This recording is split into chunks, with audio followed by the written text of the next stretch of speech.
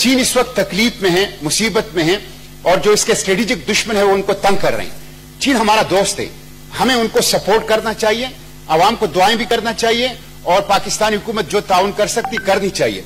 चीन के सदर का मस्जिद जाना, मदरसे जाना, ये बहुत अच्छा और नेक शगुन है, हम इसकी हौसला अफजाई करते हैं मिस्टर चेयरमैन। लेकिन ये अगरचे इस वक्त की बात नहीं है, दाढ़ी पर पाबंदी, हज पे पाबंदी, चलिए इस वक्त की बात नहीं है, तो फिर अभी आज आप चीनी अवाम को एक अच्छा पैगाम दें यहाँ से कि पाकिस्तान का वो दोस्त है, हर मुश्किल वक्त में हमारे साथ खड़ा रहता है, मोहब्बत का पैगाम भेजें। एक और मुसलमानों की जो री एजुकेशन कैंप की बात होती है कि 2 मिलियन लोग वहां रखे हुए हैं, अगर ये प्रोपेगेंडा है तो इस प्रोपेगेंडे का भी तोड़ होना चाहिए, और वहां मुसलमानों को कम से कम मजहबी आजादी जो है वो मिलनी चाहिए।